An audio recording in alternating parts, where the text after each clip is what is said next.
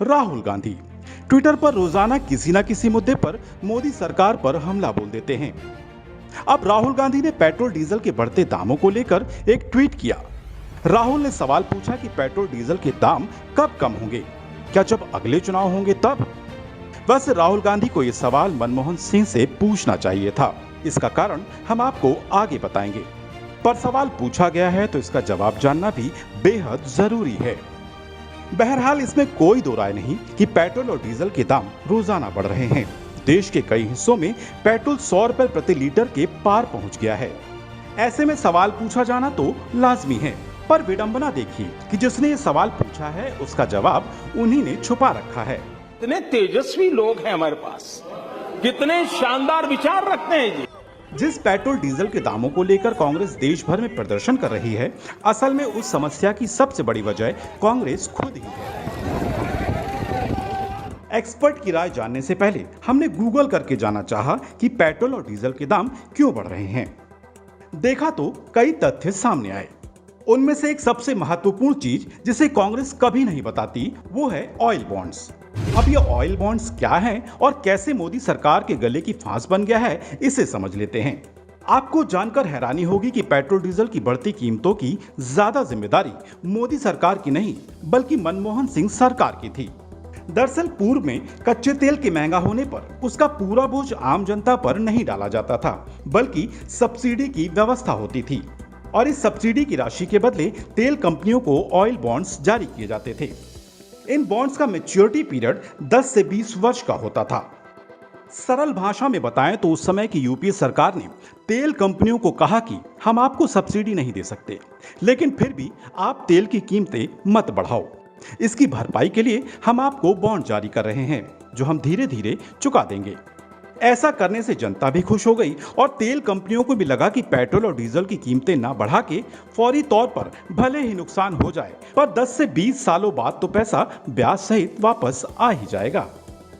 ये बर्बादी का पेड़ जो कांग्रेस उस समय लगा गई, उसके कड़वे फल बीजेपी के खाते में आ गए। उस समय बांटे गए ऑयल बॉन्ड्स अब मोदी सरकार को ब्याज के साथ चुकाने पड़ रहे हैं। चलिए अब आपको बताते हैं कि मोदी सरकार पर इन बॉन्ड्स का कितना बोझ है और उसे वो किस तरह से चुकाएगी। पिछली सरकारों ने 1.31 लाख करोड़ के ऑयल बॉन्ड्स जारी किए। इन बॉन्ड्स का भुगतान केंद्र सरकार को अक्टूबर 2021 से मार्च 2026 तक करना होगा। इस साल केंद्र को बॉन्ड्स पर करीब 20,000 करोड़ रुपए का ही ब्याज चुकाना होगा। वित्त मंत्रालय ने जो आंकड़े दिए हैं उसमें बताया गया है कि इस साल अक्टूबर नवंबर में केंद्र 5-5 हजार करोड़ के बॉन्ड्स का पेमेंट करेगा। इसके बाद साल 2023 में केंद्र 22,000 करोड़ रुपए के बॉन्ड्स का भुगतान करेगा। साल 2024 में 40,000 करोड़ के बॉन्ड्स का पेमेंट करेगा और साल 2026 में 37,000 करोड़ के बॉन्ड्स की केंद्र अदायगी करेगा। कुछ सरकारी सूत्रों के अनुसार मोदी सरकार के पिछले 7 सालों में इन बॉन्ड्स पर 70,000 करोड़ का ब्याज दिया गया। अगर हम पीछे थोड़ा सा जाकर के देखते हैं तो जुलाई 2010 में डॉक्टर मनमोहन सिंह सरकार ने पेट्रोल और डीजल दोनों को डीकंट्रोल कर दिया था। हालांकि पेट्रोल उसी समय उसका जो लागू हो गया, पेट्रोल डीकंट्रोल कर दिया गया, लेकिन जो उसका क्रियान्वयन है वो डीजल का वो 2014 में जाके हुआ है, जब एनडीए सरकार सत्ता में आई। लेकिन 2010 से 2014 तक का आप इतिहास देखें, कीमतें बढ़ी थी लेकिन उसके बावजूद डीजल के ऊपर सब्सिडी चलती रही। अर्थात उस समय की सरकार ने उसकी कीमत को नियंत्रण में रखा। और कैसे रखा, उसके लिए सरकार जो है वो जो तेल की कंपनियां हैं उनको ऑयल बॉन्ड इशू कर दिया करती थी। अर्थात ये है कि उनको ये कहा जाता था जो भी आपका घाटा हो रहा है वो सरकार पूरा कर रही है। लेकिन कैसे सरकार पूरा करती थी, कोई पेमेंट नहीं करती थी, कोई पैसा नहीं देती थी, ऑयल बॉन्ड दे दिए और कंपनियां जाकर के वो बैंकों में भुनाया करती थी।